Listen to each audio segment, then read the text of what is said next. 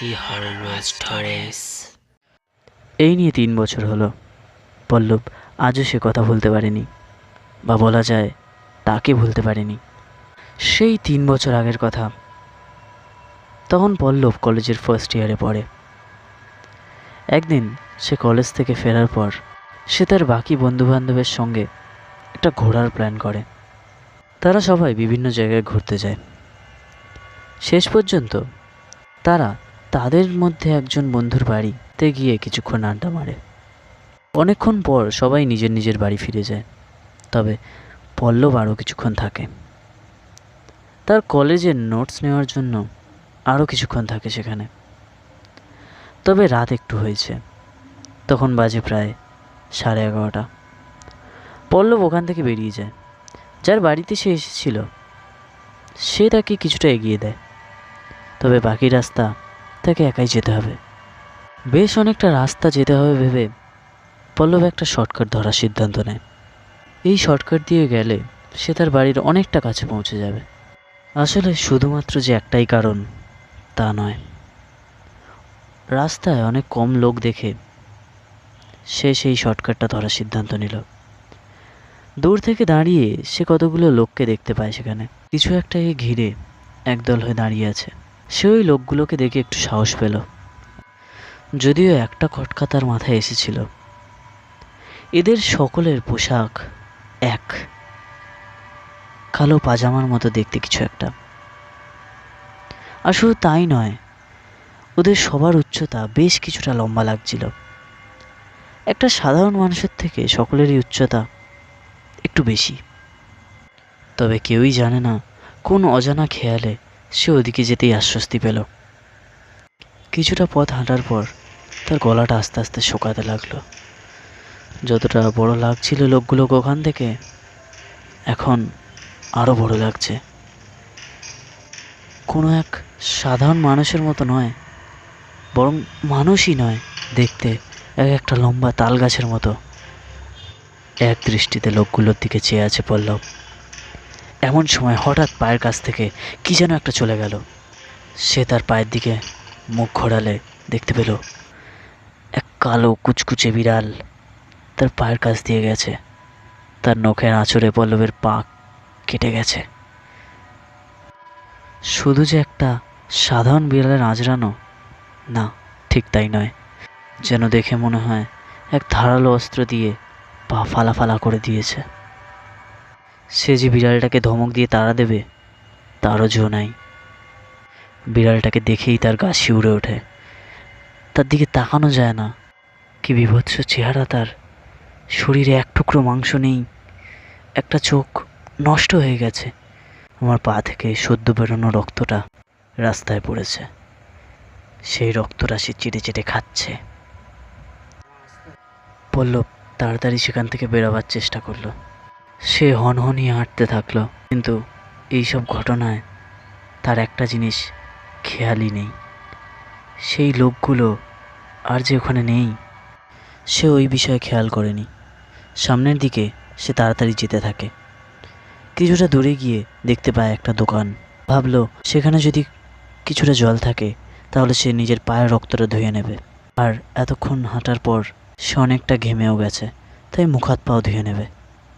সে তাই তাড়াতাড়ি যায়। সে দোকানের সামনে যেতে দেখে দোকান ফাঁকা, কেউ নেই। তবে দোকানের সামনে আছে এক বালতি জল। তাড়াহুড়ো করে সেই জল পায়ে ঢালে, মুখ হাত পাও ধুয়ে নেয়। তারপর সে আবার যেতে থাকে। কিছুটা দূর গিয়ে তার একটা কথা মনে পড়ল, বা বলতে পারেন খটকা লাগলো। সে মাঝে মধ্যে এই শর্টকাট দিয়ে যায়, তবে এখানে কোনো দোকান বা বাড়িঘর আছে বলে তার মনে পড়ে না। এমনকি 2 দিন আগেও সে গেছে এখান থেকে, কই তখনও তো সে কোনো দোকান দেখতে পায়নি।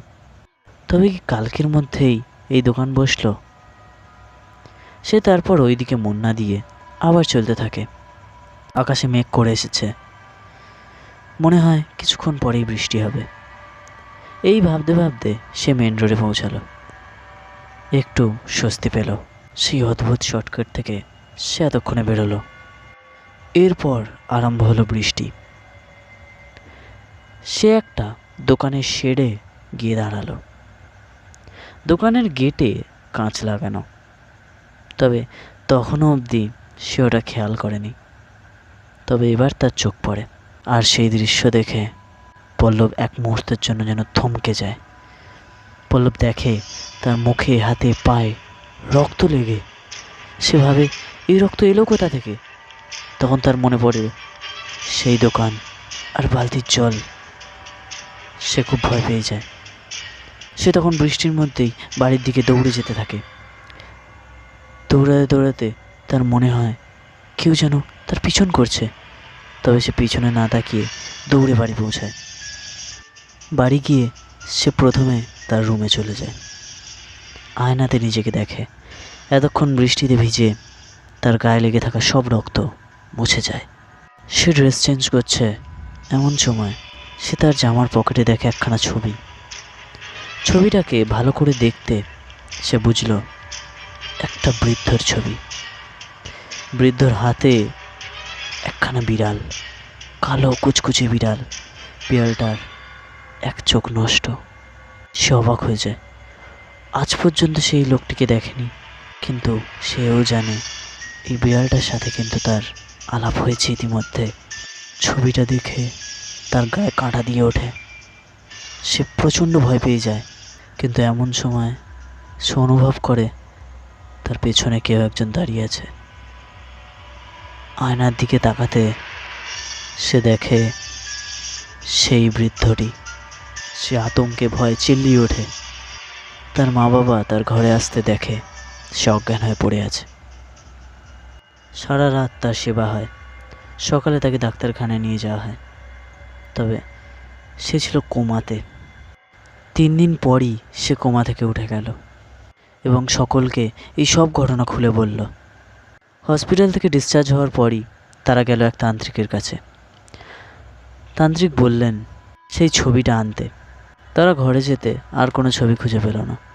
সত্যি কথা বলতে, পল্লব কোমায় যাওয়ার পর থেকে তার রুম আর কেউ পরিষ্কার বা হাত লাগায়নি। তবে ছবিটা গেল কোথায়? এটা একটা আশ্চর্য ঘটনা। তারা আবার তান্ত্রিকটার কাছে যায়। তান্ত্রিক বলেন তিনি নাকি আশা করেছিলেন যে তারা ছবিটা পাবেন না। তবে পল্লবের বর্ণনা শুনে তান্ত্রিক বুঝতে পারে কি হয়েছিল। লোকটির নাম ছিল বিপ্লব। বিপ্লব তার ছেলে এবং তার পোষ্য বিড়ালকে নিয়েই সেই রাস্তার একখানা ঘরে থাকতেন। ওনার একটা ছোট্ট দোকানও ছিল। একদিন রোড অ্যাক্সিডেন্টে ওনার ছেলে মারা যান। এই শোকে বিপ্লববাবুও ওখানে আত্মহত্যা করেন। তাদের বিড়াল না খেতে পেয়ে রাস্তায় রাস্তায় ঘুরে বেরিয়ে একসময় মারা যায়। হয়তো বিপ্লববাবু পল্লবের মধ্যে নিজের ছেলেকে খুঁজে পান, তাই হয়তো এই সব ঘটনা। পল্লব সেই সময় তান্ত্রিককে জিজ্ঞেস করল, তাহলে ওই লোকগুলো যারা কোনো একটা বস্তুকে ঘিরে দাঁড়িয়েছিল তারা কারা? তান্ত্রিক বললেন সেগুলো একটা ভ্রম। পল্লবকে সেদিকে আকৃষ্ট করার জন্যই এইসব করা। এই নিয়ে আজ 3 বছর। পল্লবের সেই ঘটনায় যতটা না আতঙ্ক হয়, তার থেকেও বেশি কষ্ট লাগে বিপ্লবের পরিবারটি জেনে।